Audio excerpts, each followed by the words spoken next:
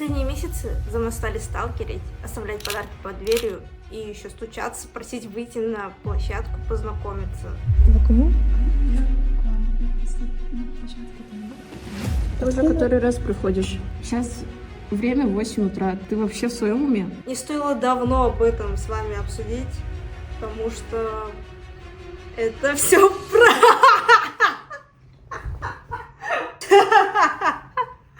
И вы все повелись настолько, что даже все чуть не дошло до полиции. Всем привет, с вами Менма, и я устроила пранк над своими подписчиками. Я переезжаю уже 8-й раз, и правда то, что в каждой шутке есть доля правды. Точнее, тут уже скорее в каждом пранке есть доля правды. Устроила я этот пранк, потому что, во-первых, это самый распространенный пранк среди блогеров. И во-вторых, с такой ситуацией сталкиваются все блогеры. И как раз с этой же ситуацией я и столкнулась. Знаю то, что эти слова никаких плодов не дадут, но может что-то остановит. И оставайтесь до конца, вас ждет турбообзорочек на квартиру. Давайте я расскажу, какие инциденты со мной случались. И почему я решила записать именно такой пранк. Я не такая популярная, вообще в целом, но достаточно популярная в сфере косплея. Я столкнулась с такой проблемой, то что, оказывается, за мной следят. Ой, какой кошмар. Фоткают подъезды, там фоткают меня. Выйду на площадку, просто я выхожу, чтобы подышать воздухом, и меня фотографируют. Думаю, то, что я ничего не вижу, но я все прекрасно вижу. Ходят за мной по пятам, например, я гуляю, потом обратно возвращаюсь домой, и за мной по пятам ходят милкисы, они ходят за мной. Мне приходится там круговороты делать, чтобы дойти до дома, или же бывало такие случаи, стоило мне вызывать такси. Был еще у меня такой единичный случай, когда после фестиваля, я же все-таки косплеер, мне предлагали отвезти до дома, пишут мне в ЛС, там предлагают якобы бартеры. Короче, есть какой-то чел, я не буду говорить, кто и что он делает, но он типа что-то свое там продает, у него какой-то бизнес, или что. Он мне пишет в директ, вижу его профиль, а у него только такие личные фотографии, ничего, никакого бизнеса этого нету вообще, и не пахнет. Я долго не понимала, о чем он клонит, писал какие-то там странные вещи, типа «Ты так красиво выглядишь!» И в итоге я отказалась, он продолжал и настаивал, он до сих пор продолжает мне писать что-то, я не знаю, что там пишет, но он еще и реагирует на мои сторизы, ставит там всякие реакции, огоньки там. Я не могу это нормально реагировать без смеха, без улыбки, я разучилась снимать видосы, это было вообще когда последний раз. Вот такие вот случаи, то, что я запомнила, самое такое впечатлительное, не запомнилось, и я подумала то, что так дальше не может продолжаться, ведь дальше будет только хуже. А я только расту в плане блогерства, поэтому я решила вас ознакомить таким вот пранком. Так делать нельзя. Я уже вижу, как эта напасть, сталкинг просто захватывает всех блогеров. И это стоит освещать, это стоит говорить. Но я совсем не против с вами фотографироваться. Наоборот, мне приятно то, что вы ко мне подходите, фотографируетесь со своим любимым кумиром. Но ни в коем случае не фотографируйтесь со мной возле подъезда. Там, где я раньше жила, фотографировали подъезд, фоткались рядом со мной. Я вообще тогда не знала то, что, оказывается, так нельзя делать. Я просто всем разрешала. И вот сейчас хочу это сказать, то, что нет, все не надо. Вот где-нибудь в самых рандомных местах, там, в столичке, например, не знаю, в торговых центрах, в каком-нибудь парке, вот, да. Просто там где-нибудь, если меня встретите, я с радостью с вами сфотографируюсь. Съемки начинаются, подписчиков. Что вы можете сказать? Погнали, ты лежишь по нашему сюжету. Может, я ей напишу в Телеграм? В натуре. Что за ролевые игры? Этот пранк я сделала из-за того, что я переезжаю. Я ухожу. Я подумала, то, что если я буду просто показывать обзор своей хаты, всем будет неинтересно. На этот видос, который мы сделали с моими друзьями, вы мне писали комментарии, то, что это трэш, это какое-то серьезно, что-то ненормальное. Вот такие вот огромные сочинения. Я это всё читала, мне было интересно, как вы это реагируете на это. Я опубликовала это везде. Я не понимаю, как вы еще не заметили то, что это пранк, потому что я написала такое огромное тоже сочинение с такими тире, знаете, от дипсика, там, от нейросети, там, чат GPT. К тому же еще на видосах есть такие моменты, где нету моего рабочего стола, где я там монтирую вообще, и где под конец видео в пакете с подарками уже отпитая кола. Ну, это да, уже заметили, я видела там пару комментариев, и начали такие они там что-то думать, что же не так, почему, неужели это косвенный поцелуй? Прошло 7 минут, как я выложила пост. Вот это видео, которое... О боже! Карина поставила лайк вашему видео. Какой кошмар, что я делаю? Мне кажется, что это неправильно я делаю. Мне надо сейчас уже в личку пишет. О боже, там уже какой-то хейт на этом подписчика. Это кошмар какой-то. Юля, прости, пожалуйста. Ей еще наглости хватает приходить лично и говорить свое. Жесть. Вот это вот просто контент. Абсолют синема. Бля, я так смеюсь, это так ужасно. Это видео разлетелось до моих родителей. Я не хотела им вообще об этом говорить, они не знали вообще, ну, они до сих пор не знают вообще, чем я занимаюсь. В принципе, они знают то, что я блогер, но что именно? Блогер чего именно? Они этого не знают. Но они знают то, что я вот косплею, может, что-то куда-то, короче, я выкладываю свои косплеи, ну, да, неважно, в общем. В это время мои родители были вообще в Сочи. Мне мама отправляла там всякие видосы, как она там отдыхает. Вдруг она мне отправляет мое видео. Кто-то ей отправил, и она такая в Сочи мне звонит. Она не может до меня дозвониться, потому что у нее же там какое-то другое время, а у меня только ночь. Очень много сообщений таких. Ну, она, короче, волнуется очень сильно, и даже она уже хотела позвонить в полицию.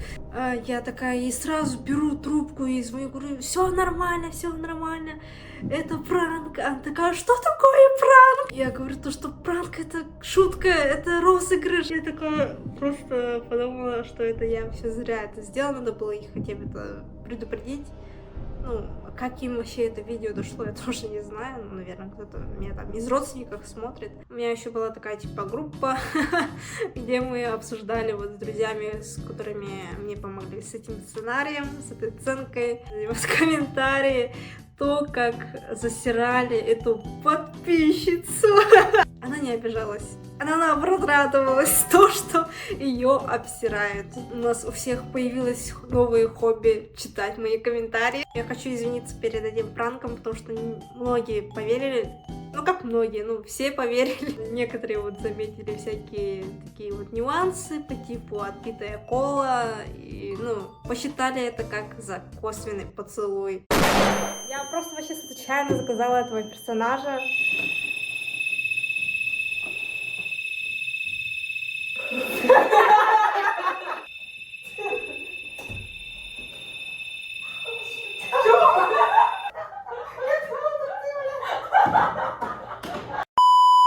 Пока.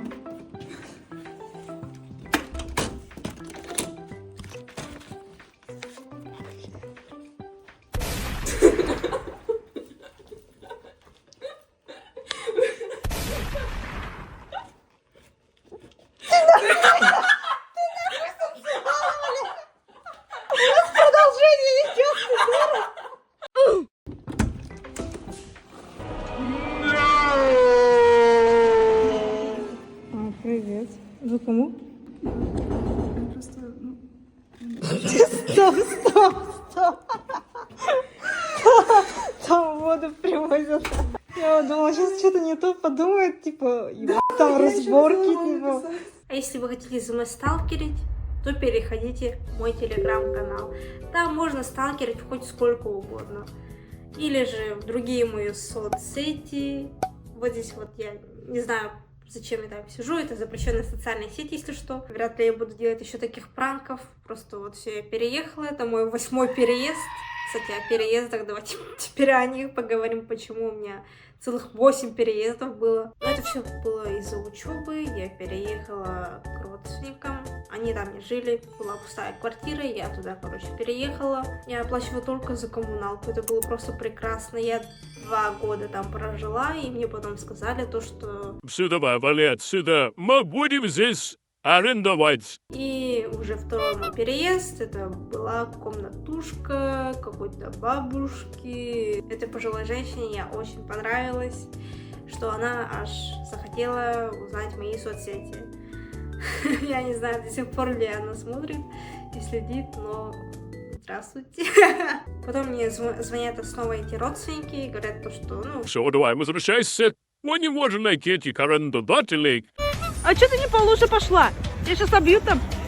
Иди там, где я прошла, тупая.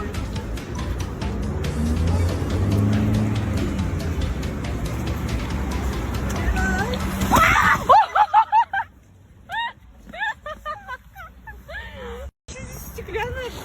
А что это там стеклянная, блядь? Откуда у тебя тарелка? Нахера тебе крышка-то у бабушки? Крышку украла. Это место уже знают многие, поэтому я оттуда уехала. И переехала в гостиницу. Я смотрела именно только по цене, чтобы мне за месяц хватило.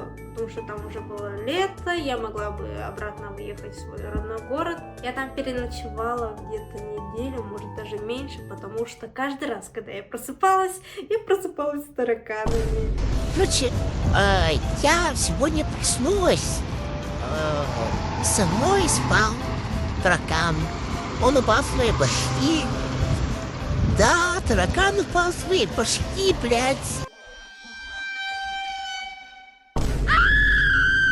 И, короче, вчера я заказала себе пиццу. Я все спала, остатки поставила в холодильник. А на следующее утро я вытаскиваю эту пиццу, сжираю ее и ставлю пустую коробку возле раковины. Буквально на 1 минуту я отхожу, иду мыться там, зубы чищу, возвращаюсь, открываю эту коробку, короче. И оттуда, блядь, все виды тараканов, короче, вышли, блядь, огромные, маленькие, сука, желтые, синие, блядь, красные, нахуй, хип-хип, сука, я никогда еще так не кричала. Не пись, блядь, я... И уже 5-й переезд. Я переехала снова в какую-то комнату. Тоже бабушка, но она с инвалидностью. За ней присматривала няня, то ли сестра, короче, непонятно. Она ее назвала и сестра, и няня. Я когда зашла в эту квартиру, я вообще увидела, насколько она такая красивая, вся белая, шикарная, с таким новым, свежим ремонтом. Но был минус просто жирнейший. Вся эта квартира, она была засранная. Одновременно новая, свежая, и одновременно она была засранной. Просто там всякий хлам, всякий мусор, всякие такие черные пакеты от мусора. Вот все там, мешки такие, короче, валялись. Вся ванная, туалет засрана. Ну, типа, в прямом смысле засрана. Она мне дала вот эту вот комнату. Она, видимо, работает вообще в какой-то там жесткой сфере, потому что у нее везде украшения такие дорогие валялись, там всякие документы, даже деньги валялись где-то. Там компьютер, короче, все, рабочий стол. Я вот это вот все убиралась, там ложила все в ее место, чтобы моя комната была чистой, потому что там была свалка. Также там было холодно, отопления не было. И она сама все в этой свалке, короче, живет. Это няня, то ли сестра, она, давайте будем называть ее няней. Она вообще как бы только приходила, чтобы ее накормить, отправить в туалет и уходить. Все. И да, вот эта вот няня. Просыпаюсь, это у меня одна ночь проходила, и я, короче, иду в туалет, и она сидит на нем, там листает какие-то, не знаю, шортсы, то ли что. Она меня замечает и подбегает, просто вот так вот, и говорит она мне: ты веришь в Бога? Я такая просто с выпученными глазами, я уже стараюсь как-то адекватно на это воспринимать. Хотя я только проснулась. Здравствуйте, я тут арендую комнату, иду в туалет. Она такая: да, хорошо.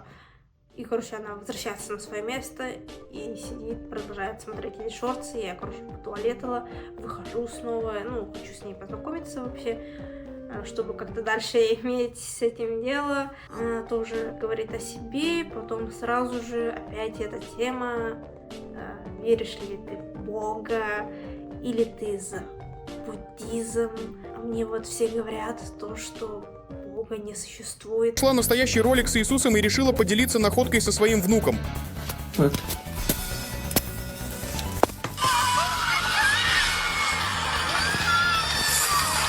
Иисус, да? Это Иисус Христос. И что ты думаешь по-настоящему? Это по-настоящему, Саша. Да не. И Матерь Божья так приходит. Вот. Короче, я чуть с ума не сошла на месте. Я подумала то, что мне отсюда нужно уходить срочным образом. Я уже собирала вещи и говорю вот этой пожилой женщине то, что я, скорее всего, я уже точно отсюда уезжаю. И, видимо, я ей настолько понравилась, потому что за это все время, за эти 2 дня, я вообще всю эту квартиру помыла. Она просила, чтобы я вообще не уходила. Она начала даже плакать передо мной и просить и умолять чуть ли, чтобы я здесь осталась, хоть даже за бесплатно, но я не могла так. И дальше идет 6-й переезд. Нормальная такая комната. Даже я сняла одно видео, и потом я получаю сообщение от своей знакомой подруги. Мы с ней виделись всего лишь 5 раз. И она мне пишет: давай жить вместе. Она, собственно, уже знает о моей проблеме. Уже 7-й переезд. Я там жила полгода вместе с Кокеру. И, собственно, я уже закончила учебу с отличием. И мне родители говорят: мы купим тебе квартиру за это. Я такая: что? Все в поиске этой квартиры и нашли вот такой вот джекпот. Но еще они мне сказали под предлогом то, что я постоянно туда-сюда езжу. Блин, эти штаны, это не мои штаны. Это штаны Кокера, мне нужно их вернуть. Давайте зайдем в туалет. Тут ничего такого особенного нету. Обычная ванна, самая обыкновенная. Стиралка. Туалет с градиентом. Я когда сюда заселялась, я тоже такая, смотрю, почему... Кто это такой со вкусом? Почему именно туалет с градиентом? Переходим дальше. Вот здесь. Такая моя, гардеробная. У меня мало вещей, потому что я много вещей не ношу. Это не мои штаны. Это штаны Кокера. Любимая стена, потому что здесь ваши подарки.